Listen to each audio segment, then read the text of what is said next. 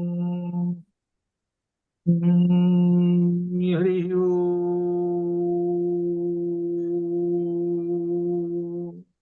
గురు బ్రహ్మ గురుర్విష్ణు గురుర్దేవో మహేశ్వర గురు సాక్షాత్ పరం బ్రహ్మ తస్మై శ్రీ గురవే నమః. జ్ఞానానందమయం దేవం నిర్మల స్ఫటికాకృతిం ఆధారం సర్వవిద్యానాం హయగ్రీవముపాస్మహే హయగ్రీవముపాస్మహే. శృతిస్మృతిపురాణానాం ఆలయం కరుణాలయం నమామి భగవత్పాదం శంకరం లోకశంకరం.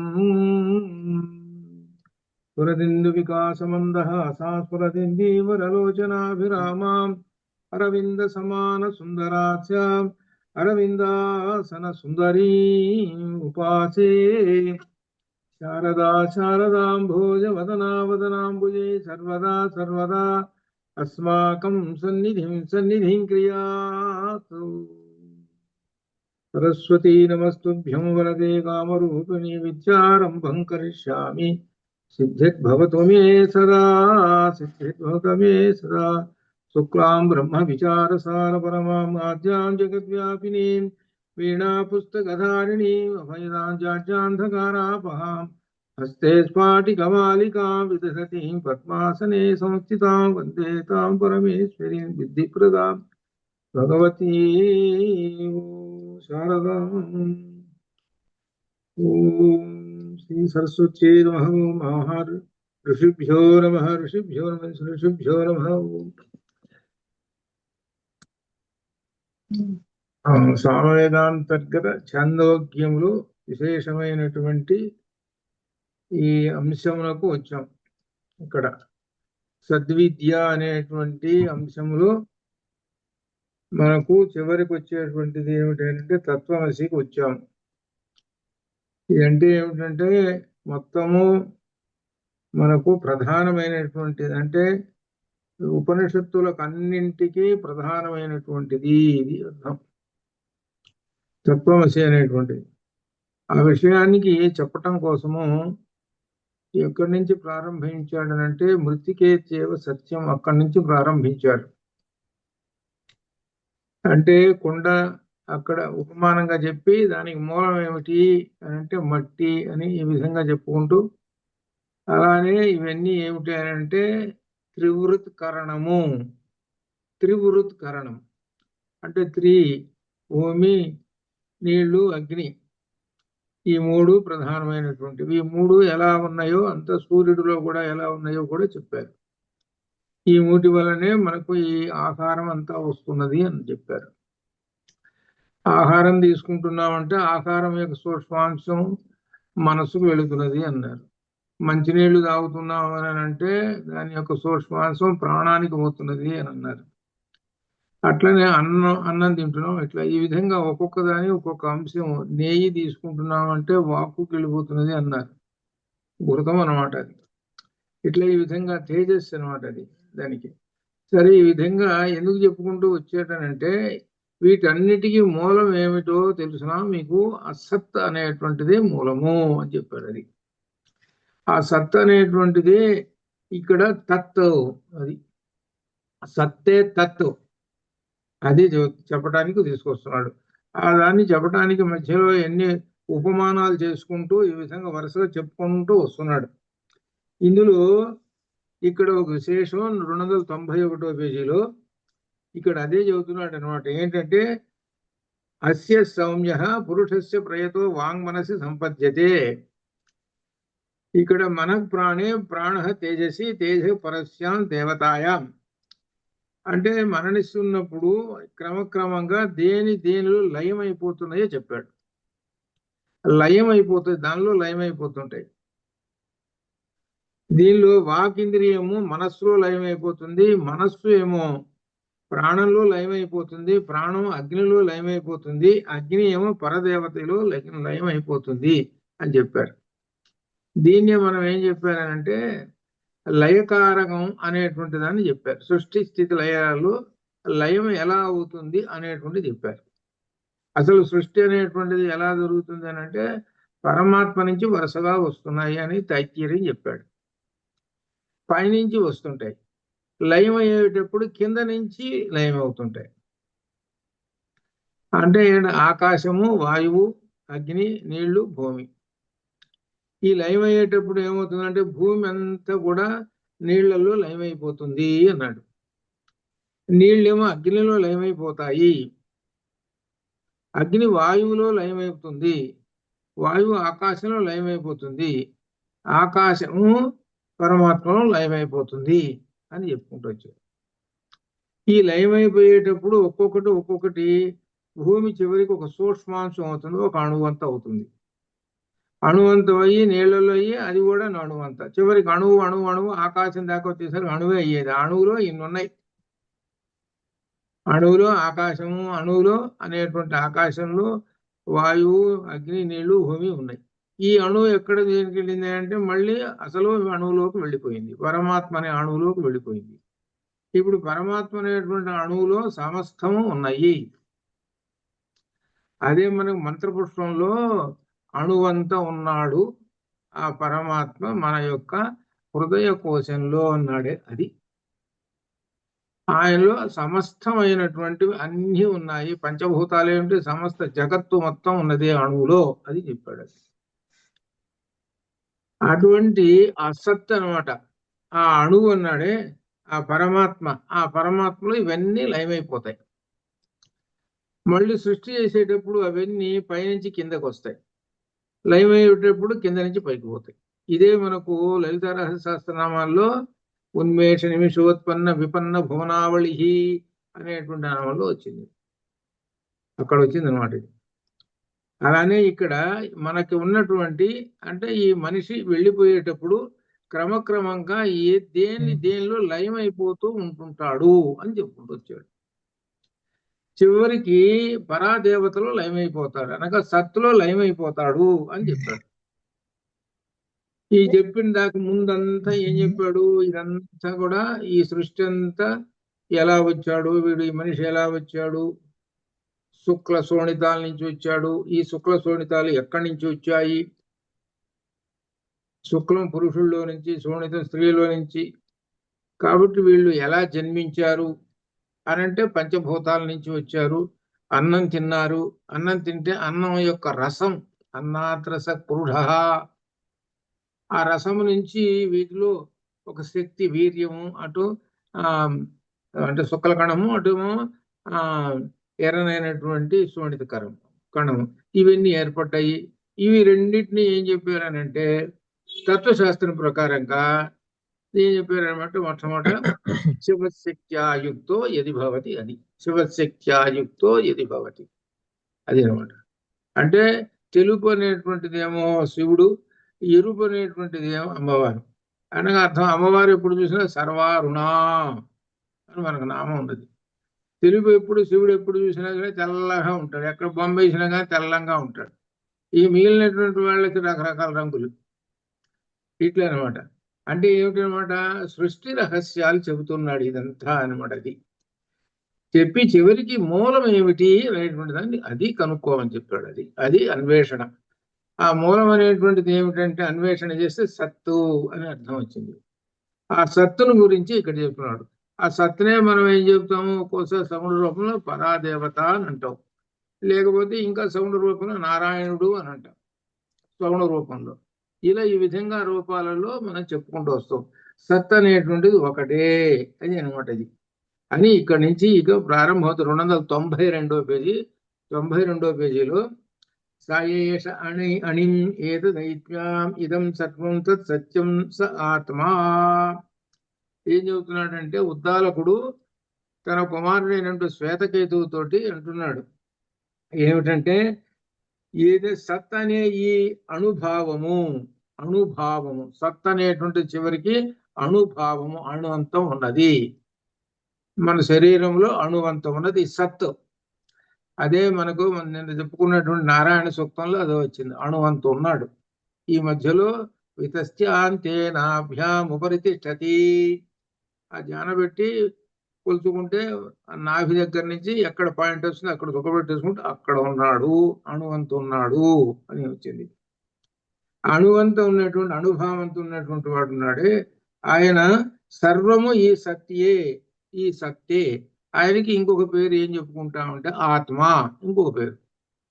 ఆ సత్కే ఆత్మ అని చెప్పుకుంటాం. ఆత్మ అంటే స్వరూపము కలిగినటువంటి సారతత్వము, స్వరూపము సారతత్వము గలది, అదే సత్యము, పరమార్థముగా ఉన్నది, అదే ఆత్మ స్వరూపము, అంతరతమగు తత్వము. అన్ని మాటలు చెప్పాడు. సత్తుకే తత్తు, సత్తే తత్తు, తర్వాత ఆత్మ, స్వరూపము, ప్రకాశమానము, ఇన్ని ఉన్నాయి అన్నమాట వాడికి. ఏది సత్తుకి ఉన్నటువంటి ఈ సత్తుని గురించి చెబుతున్నాడు. శ్వేతకేతు, అది నీవే అగుతున్నావు అని చెప్పి, సహ ఆత్మ తత్వమసి శ్వేతకేతో, ఇది ఇక్కడ పదం 8 సార్లు వస్తుంది ఇది ఇక్కడ. ఏమిటి స ఆత్మ? ఆ ఆత్మ అయితే ఏదైతే ఉన్నదో, తత్తు, ఆ ఆత్మ అయితే ఉన్నది, త్వం నీవు, అసి అయి ఉన్నావు, తత్తు త్వం అసి అయి ఉన్నావు హే శ్వేతకేతో అని చెప్పేశాడు. అయిపోయింది. చివరికి ఏంటి? చివరికి చెప్పింది ఏంటి? ఆ సత్తునే ఆత్మ అన్నారు, ఆ ఆత్మయే నీవు అని చెప్పాడు. శ్వేతకేతువుకి చెప్పాడు. చెబితే శ్వేతకేతు ఏమంటాడని అంటే, భూయ ఏవ, భూయ ఏవ, భూయ అంటే పునః, మరలా చెప్పండి అని అంటున్నాడు. ఈ శ్వేతకేతు మరలా చెప్పండి. భూయ ఏవ మా భగవన్, భగవన్ గురువు గారు గురించి చెబుతున్నాడు. విజ్ఞాపయతి తథా సౌమ్య ఇది. సరే, నువ్వు మరలా చెప్పండి అని అడుగుతున్నావు కదా, తథా ఆ విధంగానే నేను చెబుతాను అని అంటున్నాడు గురువు గారు. ఇదేనమాట వివరించి చెప్పేదని కాక, శ్వేతకేతువులు సౌమ్య, సరే ఆ విధంగానే ఇంకా వివరించి ఇంకా చెబుతా. ఎప్పుడైనా వివరించి చెప్పండి అని అంటే ఉపమానం చెబితే బాగా అర్థమవుతుంది. ఎప్పుడైనా ఉపమానం చెబితే అర్థమవుతుంది. ఒక విషయాన్ని చెప్పాల్సి వచ్చేటప్పుడు ఉపమానం చెబితే తొందరగా అర్థమవుతుంది. అర్థమవుతుంది, పైగా ఎక్కువ కాలం నిలబడుతుంటుంది కూడా. ఇప్పుడు ఉపమానానికి వెళుతున్నాడు. ఉద్దాలకుడు ఉపమానానికి వెళుతున్నాడు. తత్వమసికి ఉపమానానికి వెళుతున్నాడు. ఏం చెబుతున్నాడంటే, నవమ ఖండ దగ్గర నుంచి ప్రారంభం అవుతున్నది. ఇప్పుడు దీనిలో తత్వమసి అనేటువంటి మాట వచ్చింది. ఇక్కడ ఈ తత్వమసి అనేటువంటి మాట ఈ మహావాక్యం. ఇది ఇక్కడ మహావాక్యం అనేటప్పటికీ చాలా మందికి అనుకుంటారు, ఏమిటి ఒక విశేషం అంటున్నారు, మహా అనేటువంటి మాట వేశారే అని అన్నారు. ఏమిటంటే వాక్యాలు అనేటువంటివి చాలా రకరకాలైనటువంటివి ఉంటాయి. తెలుగులోనే మనకు సామాన్య వాక్యము, మహావాక్యము, సంశ్లిష్ట వాక్యాలు ఈ విధంగా ఉంటుంటాయి మనకు వీటిల్లో. మరి దీనికి ఏమిటి? ఇదివరకు మనం ఒక మాట చెప్పాం, మహత్ శబ్దము వేశాడనంటే దానికన్నా మించింది ఇక లేదు ఈ జగత్తులో అన్నప్పుడే మహత్ శబ్దం వేస్తాడు. అది మహత్ శబ్దం అన్నిటికీ వేయకూడదు. మహత్ శబ్దం వేశాడు అని అంటే వాక్యం తర్వాత ఇక రెండోది లేదు, ఇక వాక్యాలు లేవు, అదే లాస్ట్ ఫైనల్. మిగిలిన ఉన్న వాక్యాలు అన్ని ఉన్నాయి డౌన్ లో ఉంటాయి. అంటే నువ్వు సుందరకాండ చెప్పుకో, రామాయణం చెప్పుకో, ఇంకేవైనా చెప్పుకో, ఇవన్నీ కూడా డౌన్ లో ఉంటాయి. ఈ మహావాక్యమే పైన ఉంటుంది. ఈ మహావాక్యానికి అక్షరాలు ఎన్నో? తత్వం వేసి 4 అక్షరాలు. మరి మిగిలిన వాక్యాలు అన్ని ఎన్ని ఉన్నాయండి? ఒక ఉదాహరణ రామాయణం చూద్దాం, ఎన్ని వాక్యాలు ఉన్నాయి? అది అంటే ఏమిటి? పైన తత్వమసి ఉన్నది, కిందనే ఉన్నాయి ఇవన్నీ. కింద ఎన్ని వాక్యాలు ఉన్నాయి చూడండి, మరి ఎన్ని శ్లోకాలు ఉన్నాయి ఏమిటో. అంటే ఏమిటనమాట? అంతటి శక్తివంతమైనటువంటిది అది తత్వమసి. ఈ తత్వమసిలో రహస్యం చెబుతా చివరికి, మీరందరూ కూడా ఆశ్చర్యమైపోతారు. ఏమిటంటే దీనిలో ముందు విశేషాలు చెప్పుకుంటూ వచ్చి అప్పుడు చెబుతారు. ఏమిటంటే శరీర ఇంద్రియాలు ఉన్నాయి మనకి. ఇంద్రియాలు 5 ఇంద్రియాలు ఉన్నాయి. 5 ఇంద్రియముల కన్నా అతీతమైన వస్తువు ఏదైతే ఉన్నదో అదే మహావాక్యమైన తత్వమసి.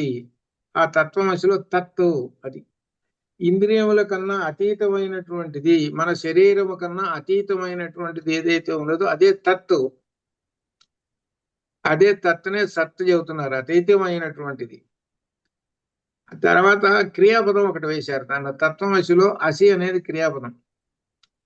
అసి అంటే అర్థం ఏంటి అనే పదం ఐక్యం, తత్వత్వము రెంటిని కలిపేస్తుంటుంది. అది ఆ తత్వత్వం, ఆ సత్యే లేక ఆత్మయే త్వం, నీవు అసి అయి ఉన్నావు. అది ఆ సత్తే నీవై ఉన్నావు అన్నాడు. మాట ఎంత ఉన్నది, ఎంత చిన్నదిగా ఉన్నది, చాలా సింపుల్ గా ఉన్నది తత్వమసిలో. ఆ సత్యే నీవై ఉన్నావు అన్నాడు, అంతే. దీనిలో ఏమున్నది, చాలా చిన్నదైనటువంటి పదాలు, 4 అక్షరాలతో ఉన్నటువంటిది మహావాక్యము. ఇదే మహామంత్రం. ఈ మంత్రం యొక్క విశేషం ఏమిటంటే, శివ సాయుధ్యం పొందేటువంటి వాళ్ళు ఈ మంత్రాన్ని జపం చేస్తారు. ఈ మంత్రం మన దీనిలో బాలామంత్రం ఇవన్నీ చెప్పాను కదా, బాలామంత్రం కన్నా పైది. బాలామంత్రం మహా అయితే మీకు 10 లైన్లు ఉంది అంతే. ఇది అట్టగా ఒక పేజీల్లో ఉంటుంది ఈ మంత్రం. ఈ మంత్రాన్ని గోవింద భగవత్పాదాచార్యుల వారు శంకరులకు ఉపదేశించారు. ఈ శంకరులు ఉపదేశించారు కాబట్టి శంకరులు శివ సాహిత్యం పొందారు. అంటే ఈ మంత్రాన్ని జపం చేసేటువంటి వాళ్ళు శివ సాహిత్యం పొందుతారు. శివ సాహిత్యం ఎక్కడ పొందాడు, ఎక్కడికి వెళ్ళాడు, ఆయన కైలాసానికి వెళ్ళిపోయాడు. అదే దీనిలో రహస్యం. ఇది పొందినటువంటి వాళ్ళు, అర్థం చేసుకుని జపం చేసుకునేటువంటి వాళ్ళు ఆ మానస సరోవరం దగ్గరికి వెళ్ళగానే కనపడుతుంటుంది కదా కైలాసగిరి. ఆ కైలాసగిరికి చూడంగానే అక్కడ ఏం చేస్తారంటే ఈ మంత్రాన్ని పునశ్చరణ చేసుకుని చదువుకుంటారు. అంటే అర్థం ఏంటి, శివ సాహిత్యం. అది అంత గొప్పది అనమాట. ఇది ఒక పేజీన్నర ఎంత ఉంటుంది. అది 3 అంతులు అయింది. తర్వాత అంత అయిన తర్వాత పంపిస్తాను. దీని సంగతి ఈ మంత్రం యొక్క విశేషం ఏమిటో అంతా కూడా చెప్తాను. అయితే ప్రస్తుతం మాత్రం బాలామంత్రం అనేటువంటిది చతుర్విధ ఫల పురుషార్థ సిద్ధ్యర్థం కాబట్టి దాన్నే పట్టుకోగలుగుతారు మీరు. ఈ మంత్రాన్ని పట్టుకోలేరు. కాబట్టి ఈ మంత్రాన్ని తీరిగ్గా ఉన్నప్పుడు చదివి అర్థం చేసుకుంటారు. అది ఆ తర్వాత అవి ఈ మంత్రాన్ని పంపిస్తాను. సరే, తర్వాత ఈ తత్వమసి అనేటువంటిది ఏమిటంటే సాక్షాత్తుగా నీవు ఆ పరమాత్మవేను అని చెప్పడం. అది చివరికి 4 మహావాక్యాలలో ఈ వాక్యం శ్రేష్టమైనటువంటి వాక్యం. అంత గొప్పది అనమాట తత్వమసి అనేటువంటిది. దాని గురించి ఎలా వివరిస్తున్నాడో దీనిలో ఇంకా వస్తుంది వివరణ, చాలా ఉన్నది. దీనికి మనం నెమ్మదిగా ఆ విషయాన్ని అంతటిని కూడా అర్థం చేసుకుందాం క్రమక్రమంగా, కొంచెం ఇట్లా అనమాట. ఇది ఇప్పుడు ఏం చెబుతున్నానంటే ఈ తత్వమసిని గురించి 9వ ఖండ 9వ ఖండంలో చెబుతున్నాడు. ఒక ఉపమానం చెబుతున్నాడు.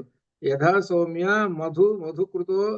మధుకృతో నిస్తిష్టంతి నానా అత్యయ అతి అయాన వృక్షాణ రసాన్ అని ఈ విధంగా చెబుతూ, తేనెటీగలు, తేనెటీగలు, ఈ తేనెటీగలు తేనెనంతటినీ తయారు చేస్తాయి.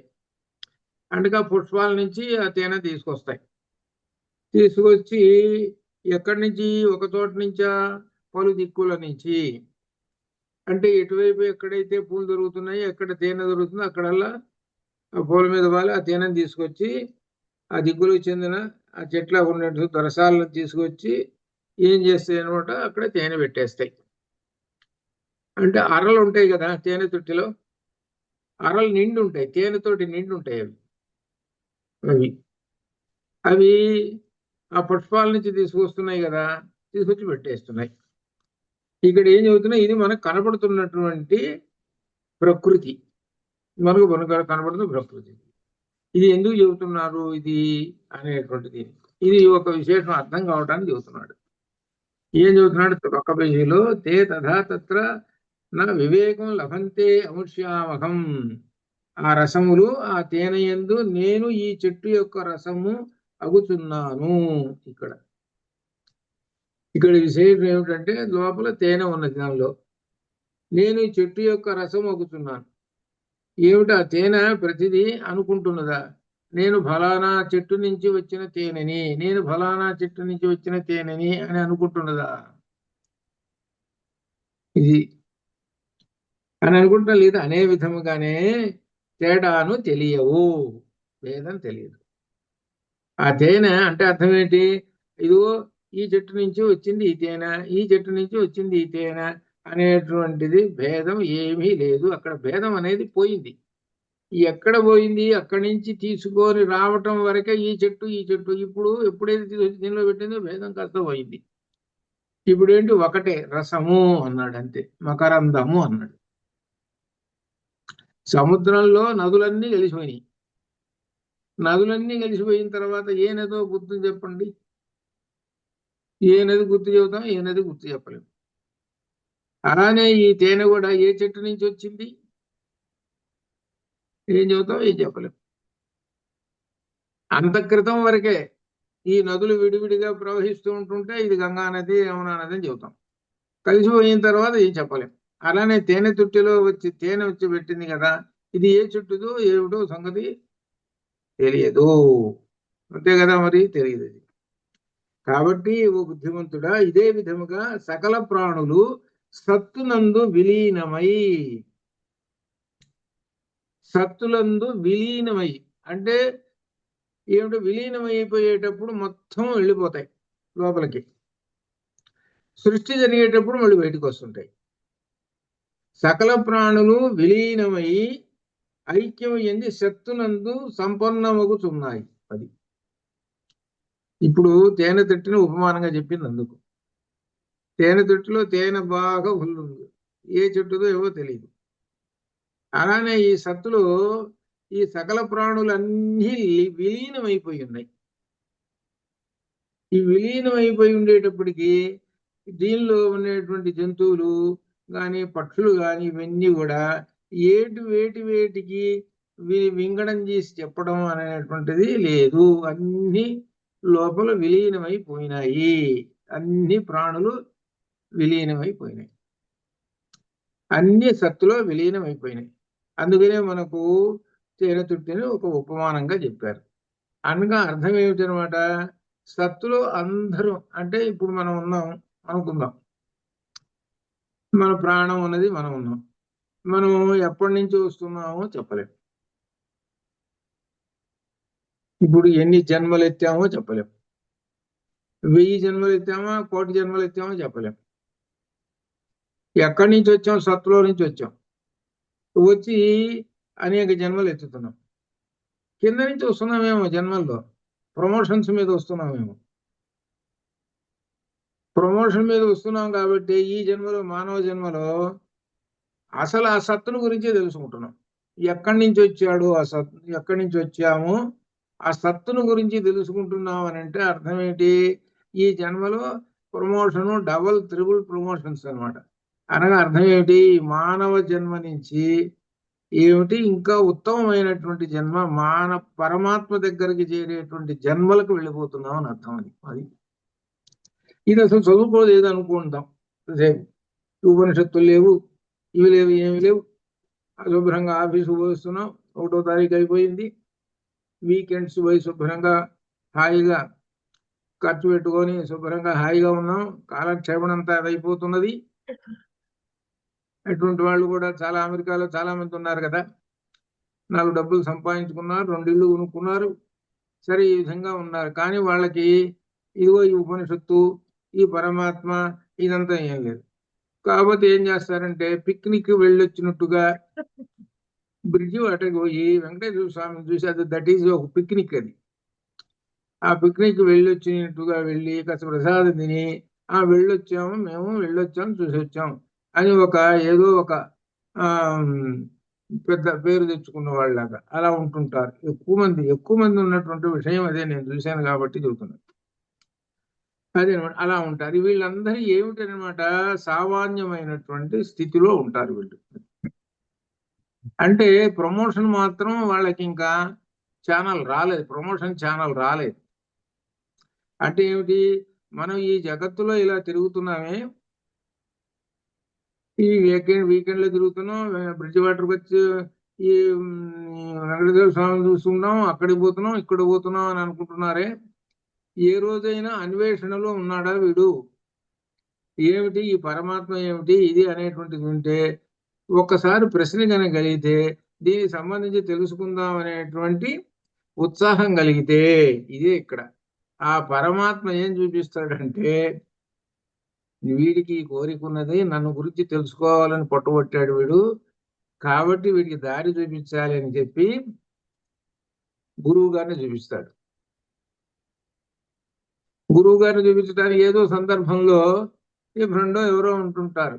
ఉన్న తర్వాత ఈ సందర్భం వచ్చిన తర్వాత బాలాజీ అనేటువంటి ఆయన ఉన్నాడండి, యోగాచార్య. ఆయన కాస్త ఇటువంటి వాటిల్లో ఉన్నాడండి, కాబట్టి ఆయన నెంబర్ కాస్త ఇస్తాను పట్టుకోండి అని అంటారు. ఆయనకు తెలుసండి కాస్త ఆయన నెంబర్ పట్టుకోండి. ఆ పట్టుకున్న తర్వాత ఇదండి అదండి అని చెప్తారు. ఆ చెప్పిన తర్వాత ఆయనకి అట్లా ఆ విధంగా దారిలో పడిపోతారు. ఇది అంటే ఇదంతా ఎవరు నడుపుతుండేది అని అంటే ఆ పరమాత్మ నడుపుతుంటాడు. అది అంటే నీవు పట్టుకోవటం నీ యొక్క అన్వేషణలో ఉండేటువంటి ఆసక్తి కనుక ఉంటే రవ్వంత ఉంటే గుమ్మడికాయంత చేస్తాడు ఆయన. నీకు రవ్వంత ఉండాలిగా అది. అందుకని అప్పుడు తెలుసుకున్న తర్వాత క్రమక్రమంగా తెలుసుకున్న తర్వాత అప్పుడు తనకు తాను తెలుసుకుంటాడు. మనం ఎక్కడి నుంచి వచ్చామయ్యా? సత్తు నుంచి వచ్చాము. ఆ సత్తు కూడా ఎక్కడో లేదు, నాలోనే ఉన్నాడు. నాలోన ఎక్కడున్నాడు? వితశ్యాంతే నాభ్యాం ఉపరి తిష్టతి మంత్రోక్షంలో వచ్చింది కదా, అక్కడే ఉన్నాడు. ఎంత విశేషం అండి! అంత పరమాత్మే నా శరీరంలో ఉన్నాడు. ఆయన ఉండబట్టే ఇదిగో నేను ఇంత పని చేస్తున్నానండి. పరమాత్మ ఉన్నాడు కాబట్టి ఒక్కోసారి 80 మైళ్ళలో నడుపుతుంటా, 100 కూడా నడుపుతా కారు.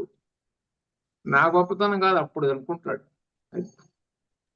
కాబట్టి ఇదంతా ఎవరు అని అంటే ఆ సత్తు యొక్క విశేషమైనటువంటిది అని తెలుసుకొని అప్పుడు ఏమిటనమాట, ఆయన నిరహంకారి అయి ఉండి అంతా ఆ పరమాత్మే నడుపుతున్నాడు అనేటువంటి భావనతో ఉంటాడు.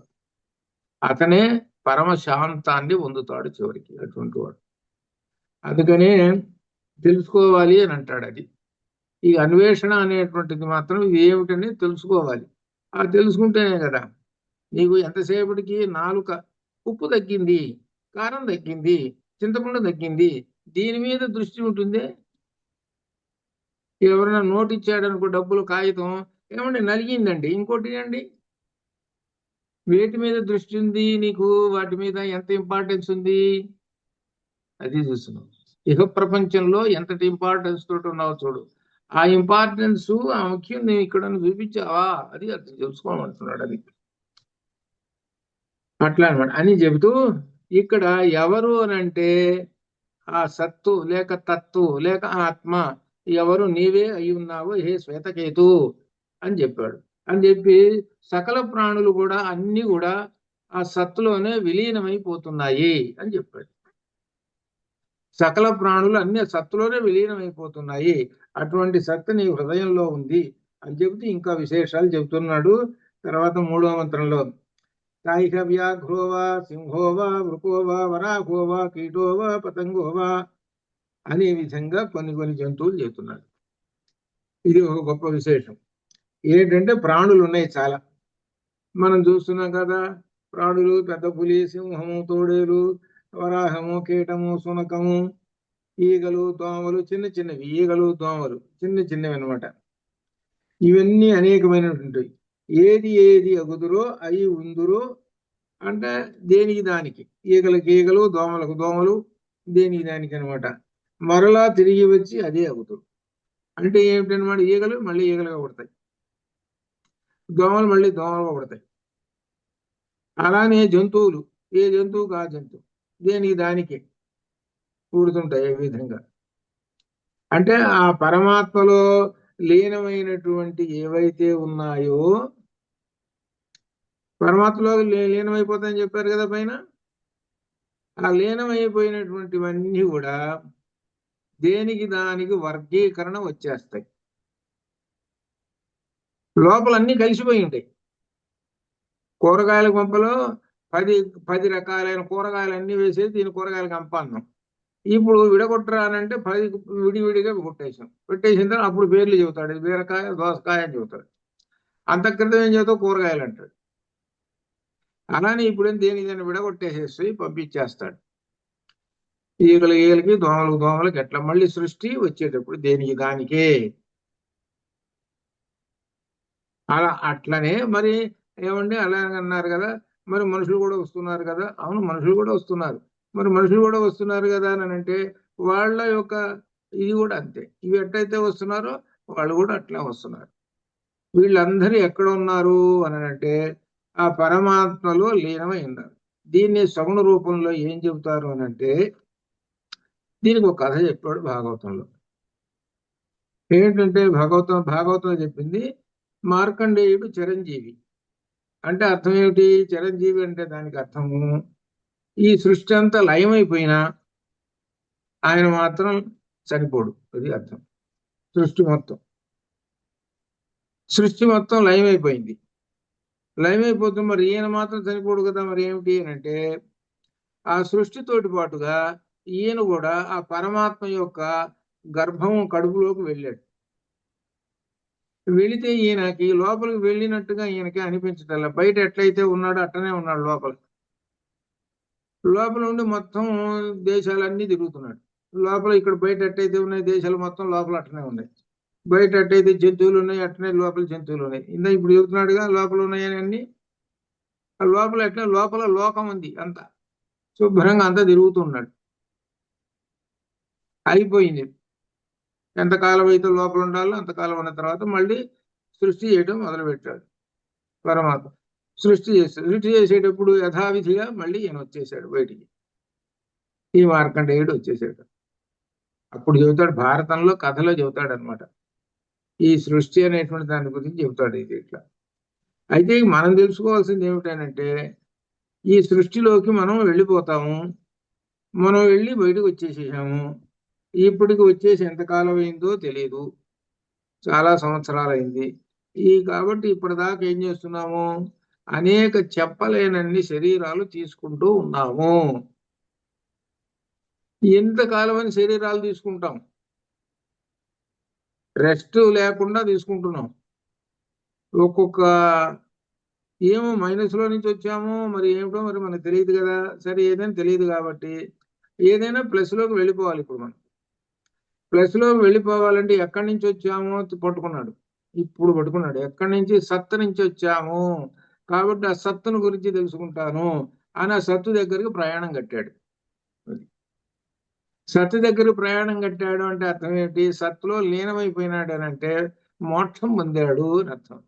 ఆ మోక్షం పొందాడంటే మళ్ళీ వీడు బయటికి రాడు అనగా అర్థం ఏంటనమాట?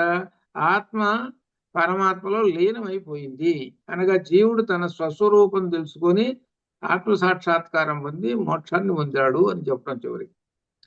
అక్కడికి అంత దూరం పోవటానికని మనకి ఈ వేదంలో ఏం చెప్పారనమంటే కొన్ని విశేషాలు చెబుతూ మహావాక్యాలు చెబుతూ ఈ మహావాక్యాల్లో ముఖ్యమైనటువంటి తత్వమసి అనేటువంటి మహావాక్యంలో ఇంత గొప్ప విశేషమైనటువంటిది.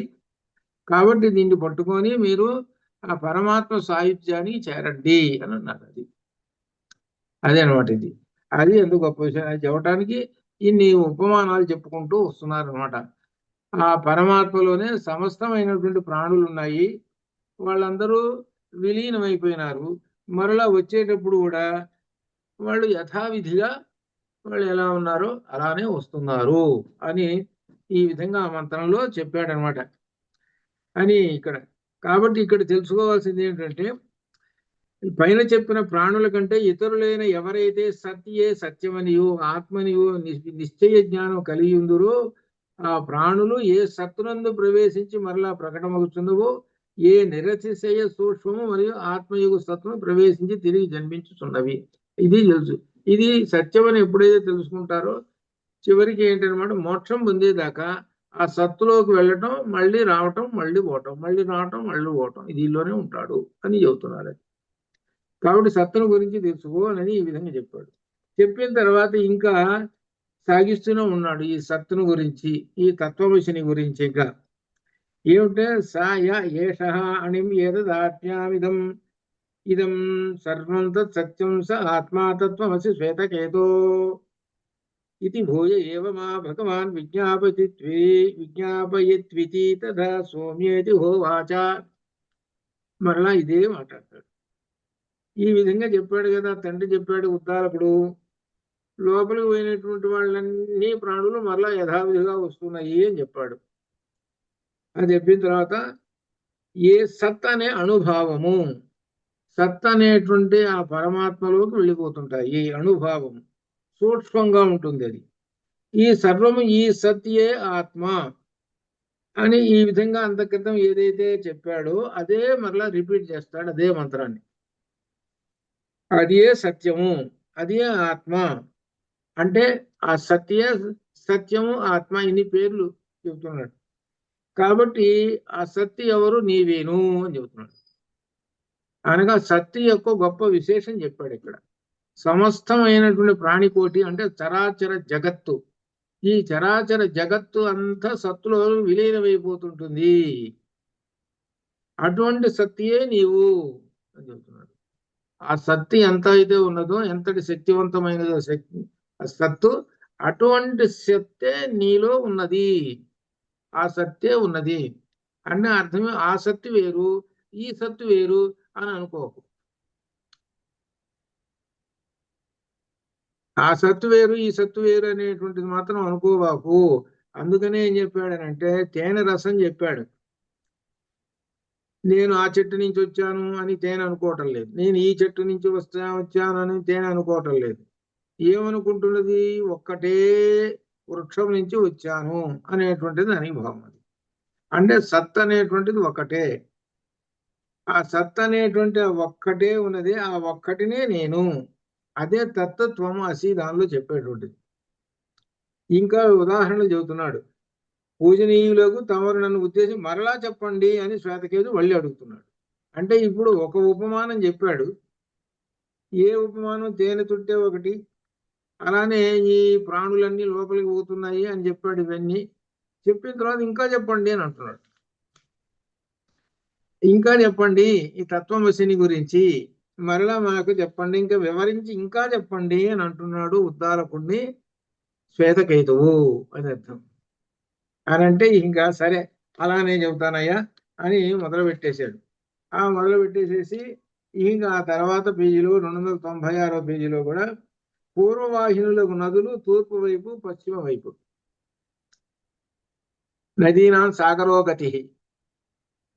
నదులన్నీ దేనిలోకి వెళ్ళిపోతున్నాయి? సముద్రంలోకి వెళ్ళిపోతున్నాయి. ఈ ప్రవహించేటప్పుడు పేర్లున్నాయి దానికి. గంగా నది, కృష్ణానది, గోదావరి అన్నాడు. లోపలికి ప్రవేశించేటప్పటికి ఏ నది ఏమిటో ఆ నీళ్లలో తెలియటం లేదు. పాలున్నాయి, పాలల్లో తలా 1 లీటర్ పోశారు. నీ నీ పాలు ఎందుకు తీసుకో, నీ పాలు ఎందుకు తీసుకుంటే ఏమో ఏ పని అది. అట్లా నీళ్లు ఉన్నాయి, పోసారు. ఎవరి నీళ్ళు ఏమో నాకు తెలియదు. ఆ లోపలికి వెళ్ళేటప్పటికి అంతా ఒక్కటే అయిపోయింది. అది ఒక్కటే అయిపోయింది. సముద్రం ఒక్కటే, ఆ ఒక్కటే అయిపోయింది. నదులన్నీ లోపలికి వెళ్ళిపోయి తూర్పు నుంచి వస్తున్నాయి, పశ్చిమం నుంచి వస్తున్నాయి. నదీ నదములు అంటారు. పశ్చిమంలో కలుస్తుంటే నదం అన్నాడు, తూర్పులో కలుస్తుంటే నది అన్నాడు. అంతే, ఏమి లేదు. పేర్లు ఎట్లయితే ఏమి, ఏదైతే సముద్రంలో కలిసిపోవటం. ఈ నదులన్నీ సముద్రంలో కలిసిపోతున్నాయి. సముద్రంలో కలిసిపోయినప్పుడు లీనమైపోతున్నాయి. లీనమైపోయినప్పుడు ఆ సముద్రమే అగుతున్నది. ఏ విధముగా అయితే ఆ నదులు ఆ సముద్రమునందు ఇది నేను అగుతున్నాను, సముద్రమునందు ఇది నేను అగుతున్నాను, ఇది నేను అగుతున్నాను అని తెలియదు కదా వాటికి. అది అది ఇది చెప్పాడు. ఒక ఉదాహరణ, ఉపమానం చెబుతుంటే తొందరగా అర్థమవుతుంటుంది. కాబట్టి నదులన్నీ సముద్రంలో కలిసిపోయిన తర్వాత ప్రతి నది కూడా నేను గంగా నదిని ఇది అనుకుంటున్నాయి, అనుకోవటం లేదు. ఆ నీళ్లలో కలిసిపోయినవి. అట్లనే సమస్తమైనటువంటి ఈ ప్రాణులన్నీ దేనిలో కలిసిపోతున్నాయి? సత్తులో కలిసిపోతున్నాయి. ఆ కలిసిపోయినప్పుడు నేను ఫలానా వాణ్ణి అని అనుకోవటం లేదు. అని అనుకోండి. మొత్తం సమస్త ఈ ప్రాణులన్నీ సత్తులోనే లీనమై ఉన్నాయి. సత్తులోనే అంటే ఒక్క పరమాణువులోనే లీనమై ఉన్నాయి మొత్తం. అది అనగా అంటే ఇప్పుడు తేనె ఉన్నది, ఒక రసం బిందు, ఒక చెంచా బిందు ఉంది అనుకుందాం. దానిలో ఎన్ని పూల తేనె ఉంది అనుకుందాం. ఒక 10-20 పూల తేనె ఉంది అనుకుందాం. ఒక చెంచా అంత తేనెలో ఆ తేనె అనుకుంటున్నదా, నేను ఫలానా పువ్వుని ఫలానా పువ్వు అనుకోవట్లేదు కదా. అయిపోయి దాన్ని ఏమంటున్నాం, చివరికి తేనె అంటున్నాం. ఇది ఫలానా పువ్వు తేనె, ఇది ఫలానా పువ్వు తేనె అని మనం చెప్పగలుగుతున్నామా? పోనీ ఆ తేనె అనుకుంటున్నదా? అది లేదు. అట్లనే మనము అంతే. అది అర్థం చేసుకోవాలి. ఆ సత్తులో లీనమైపోయినప్పుడు ఒకటి అంటే అర్థం ఏమిటి, మనం సత్ అయిపోయినాము, అది అర్థం. అది తెలుసుకో. మనమే సత్తు. మన యొక్క ప్రాణం ఉన్నది చూసా, అది దేనిలో లీనమైపోతుంది, చివరికి సత్తులో లీనమైపోతుంటుంది. సత్తులో లీనమైపోతుంటుంది, సత్తులో ఉండిపోతుంది.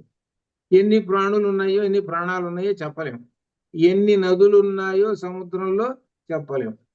ఏమంటున్నాము, దాన్ని సముద్రము అంటున్నాం. అట్లనే దీన్ని కూడా సత్ అంటున్నాం.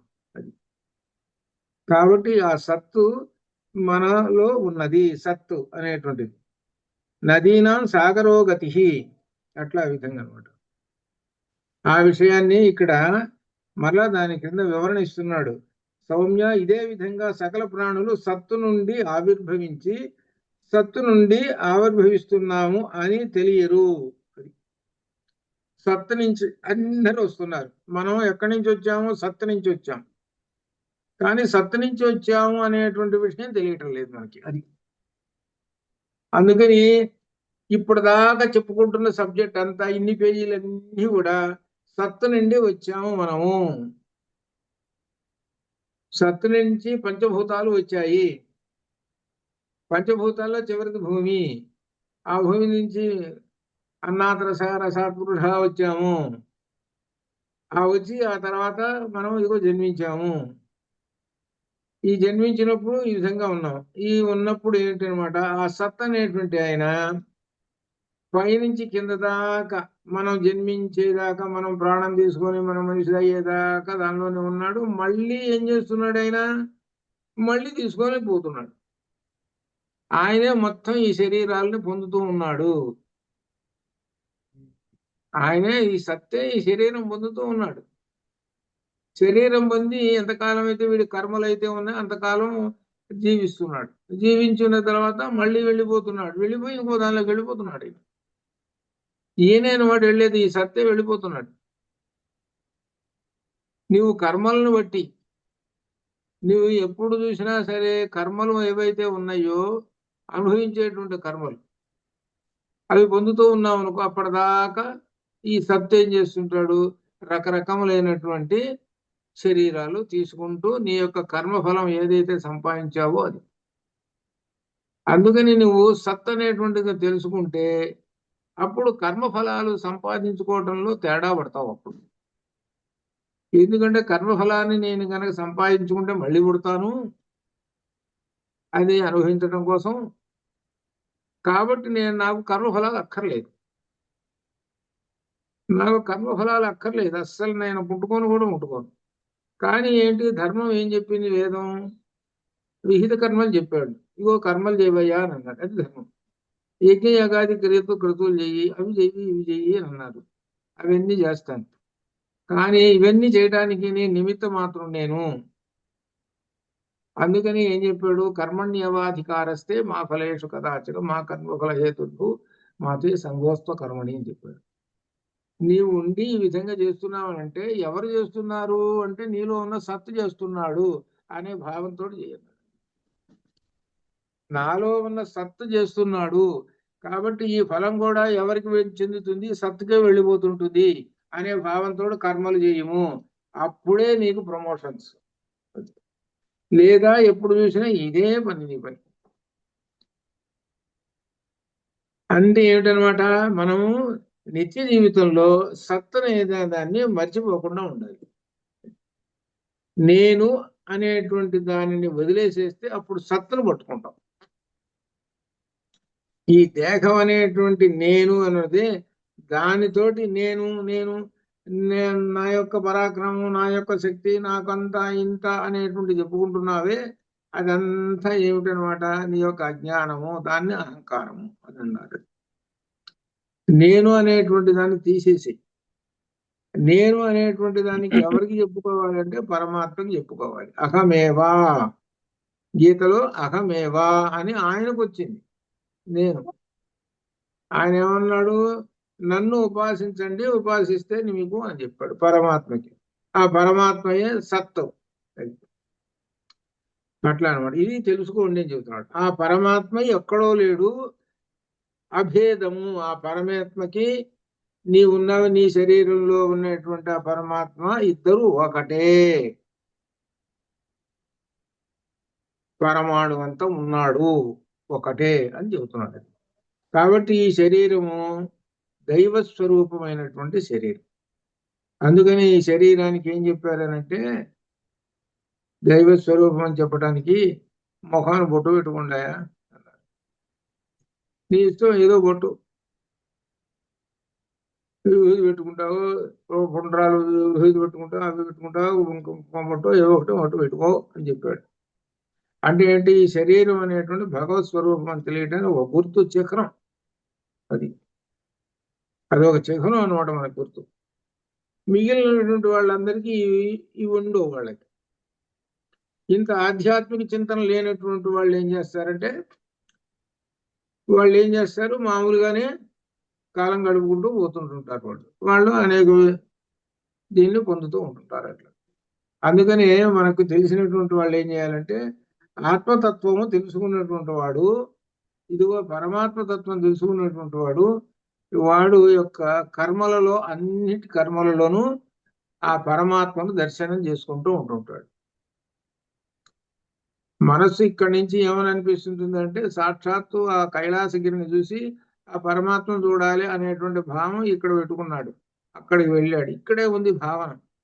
అక్కడ వెళ్ళి ఈ భావం ఉంది కాబట్టి ఆ కైలాసగిరిని చూస్తూ ఎంతటి ఆ మనోభావాన్ని పొందాడు, ఆ భావాల్ని పొందాడు, అక్కడ విశేషాలు అన్ని పొందాడు. ఇదంతా ఏమిటి అంటే, పరమాత్మ లేక పరమేశ్వరుని యొక్క శక్తివంతమైనటువంటిది ఇది అని తెలుసుకుంటుంటాడు. ఆ తెలుసుకొని అంతటి పరమాత్మ, శక్తివంతమైన పరమాత్మే ఆ సత్తే నాలో ఉన్నాడు. కాబట్టి నాలో ఉన్నటువంటి ఆ పరమాత్మ ఉన్నాడే అక్షిణీ పురుష. అక్షిణీ పురుష ఏమిటనమాట? రెండు కళ్ళు ఉన్నాయి కదా, అంత దూరం పోయినాడండి కైలాసగిరి. బాబు కళ్ళు లేవండి, వెళ్ళటం ప్రయోజనమా? ఒక్కసారి ఆలోచన చూసుకుంటే తెలుస్తుంది. కళ్ళు లేవు, కనపడవు. అదిగానే కైలాసగిరి ఏంటి ప్రయోజనం? ఏంటి? ఏమిటంటే ఈ కంటిలో ఉండేటువంటి చిన్న రెటీనా ఉన్నది, అది ఏం చేస్తుంది? సమస్త ప్రపంచాన్ని చూపిస్తున్నది. ఆ పరమాత్మని, అంటే అర్థమే పరమాత్మను చూపిస్తున్నది. ఆ చూసి కైలాసగిరిని చూసి పరమాత్మని దర్శనం చేసుకుంటున్నాడు. ఏముంది అక్కడ ఒక్కటేనా ఉంది పరమాత్మ? ఇంకెక్కడా లేదండి అని అంటే, సర్వత్రా ఉన్నాడు. సర్వం కల్విదం బ్రహ్మ. గంగా నదిలో మునుగుతున్నావయ్యా, మునుగుతున్నావంటే సర్వం కల్విదం బ్రహ్మ అని చెప్పాడు కదా. గంగా నది ఎవరు? నేనేను అని చెప్పాడుగా. అక్కడ ఏ పరమాత్మ అయితే ఉన్నాడో కైలాసగిరిలో, ఈ పరమాత్మ ఇక్కడ ఉన్నాడు. అశ్వత్థ సర్వ వృక్షాణం, అశ్వత్థ వృక్షము నేనేను అంటే ఏమిటి? పరమాత్మ స్వరూపం. ఇలా అట్లనే ఆవు, ఇవి కొన్ని కొన్ని చెప్పుకుంటూ వచ్చాడు. కొన్ని చరాచర జగత్తులో కొన్ని అన్ని కూడా ఏంటి? పరమాత్మ స్వరూపాలు. అంటే అన్నింటిలోనూ సత్ అనేటువంటిది ఉన్నది. ఆ సత్ అందరిలోనూ ఉన్నది, నీలోనూ ఉన్నది సత్తు. అందుకని విద్యా వినయ సంపన్నే బ్రాహ్మణే గవిహస్తిని సునిచైవ స్వపాకేచ పండిత సమదర్శిన. ఆ సత్ అనేటువంటిది అందరిలోనూ ఉన్నది. అంత పెద్ద ఏనుగైనా సరే, అల్పమైనటువంటి ఆ శునకంలోనైనా సరే, అన్నిట్లోనూ సత్ అనేటువంటిది ఉన్నది. ఆ సత్ అనేటువంటి వివిధమైనటువంటి శరీరాల్లో ఉన్నది, కానీ సత్ అనేటువంటిది ఒకటే. ఈ ఒక్క ఏ శరీరంలో అయితే ఉన్నదో ఆ శరీర ధర్మాన్ని తీసుకుంటుంటుంది. అది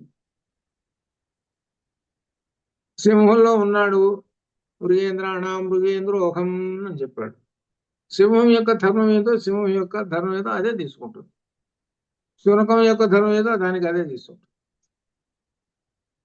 అట్లా ఈ విధంగా ఇదంతా ఏంటి, లోపల ఉన్నటువంటి సత్ అనేటువంటి పదార్థము, సత్ అనేటువంటి పరాదేవత అన్నిటిలోనూ ఉన్నాడు. అన్నిటిలోనూ ఉన్నాడు అని అంటే ఒక్కడే అన్నిటిలోనూ ఉన్నాడు. అదే అందుకనే మనకు ఉదాహరణగా 1000 కుండలు పెట్టి నీళ్లు పెట్టి దాని నిండా ఆ మధ్యాహ్నం పూట పెడితే 1000 కుండల్లో ఆ సూర్యుడు ప్రతిఫలిస్తూ ఉంటుంటాడు. అట్లనే ఎన్నో కోట్ల జీవరాశులలో ఆ పరమాత్మ ప్రతిఫలిస్తూ ఉంటుంటాడు. నీలోనూ ఆ పరమాత్మ ఉన్నాడు, కాబట్టి ఆ పరమాత్మని తెలుసుకో అని చెబుతున్నాడు. ఆ పరమాత్మను తెలుసుకొని తత్తు, ఆ పరమాత్మ ఎవరు? తత్. ఆ తత్తు తెలుసుకో. ఆ తత్తు తెలుసుకుంటే ఎవరు అంటే త్వం, నీవేను. ఆ తత్ ఎవరు? త్వం, నీవేను. ఆ పరమాత్మయే నీవేను. కాబట్టి ఆ పరమాత్మలో లయంగా, అందుకోసమని తత్వమసి అనేటువంటి ఈ మహావాక్యాన్ని నీవు జపించుము. జపిస్తే నీవు ఆ పరమాత్మలో లయం అయిపోతావు. తత్వమసి అనేటువంటిది కేవలం పరమాత్మలో లయం కావటానికి పనికొచ్చేటువంటి మహామంత్రము. అది తత్వమసి అనేటువంటిది. అంతేగాని తత్వమసి వల్ల నాకు ఉద్యోగాలు వస్తాయి, డబ్బులు వస్తాయి, ఈ ఉండే చూసే కోరికలకు సంబంధించింది కాదు అది. బాలామంత్రం ఏంటంటే చతుర్విధ ఫల పురుషార్థ సిద్ధ్యర్థం, 4టికి ఉంటుంది అది. ఆ మంత్రాలకి ఈ మంత్రాలకి తేడా అది. అట్లా అనమాట. అయితే దీనికి అన్నా కూడా బాలమంత్రానికన్నా పైన ఉంటుంది అది. అన్ని మంత్రాల కన్నా పైన ఉంటుంది. అట్లా అనమాట. అది అంటే పెద్దది. అదే ఇప్పుడు ఆ డిటిపి చేస్తున్నాను, బహుశా సాయంకాలం ఎప్పుడో పంపిస్తుంది. అట్లా అనమాట. ఇంకా ఏమిటి, ఇంకా అప్పుడు పూర్తి కాదు, చాలా ఉంది. ఇంకా నేను ఇంకా దీనిలో ఇంకా విశేషంలోకి ఇంకా రాలా. దీనిలో ఏంటంటే ఈ మహావాక్యాన్ని ఎవరు శంకరులు వారికి గోవింద భగవత్పాదాచార్యుల వారు ఉపదేశించాడు కాబట్టి ఆయన చివరికి శివ సాహిత్యం పొందాడు, అనగా శివుల్లో ఐక్యం అయిపోయినాడు. సరే, ఆయన అసలు పరమశివావతారం అని చెబుతారు అనుకోండి, అది మనకి భౌతికంగా తాత్వికంగా. భౌతికంగా ఏమిటంటే ఆ తత్వమసి అనేటువంటి మహామంత్ర జపం వలన ఆయన శివ సాహిత్యం పొందాడు అని అర్థం అనమాట. అది ఏమిటో దాని యొక్క వివరణ అంతా కూడా ఇంకా సబ్జెక్ట్ ఇంకా ప్రారంభం కాలేదు, దానిలో వస్తుంది. అంతవరకు శుభం భయాత్ మనం చెప్పుకుందాం అనమాట. అట్లా అదే రేపటి నుంచి మళ్ళీ దీని గురించి చెబుతాను. శుభం భయాత్. ఓం పూర్ణమద పూర్ణమిదం పూర్ణాత్ పూర్ణముదచ్యతే పూర్ణస్య పూర్ణమాదాయ పూర్ణమేవావశిష్యతే. అస్తు మా సద్గమయ తమసోమా జ్యోతిర్గమయ మృత్యోర్మామృతంగమయ. ఓం శాంతి శాంతి శాంతి. శుభం భయాత్.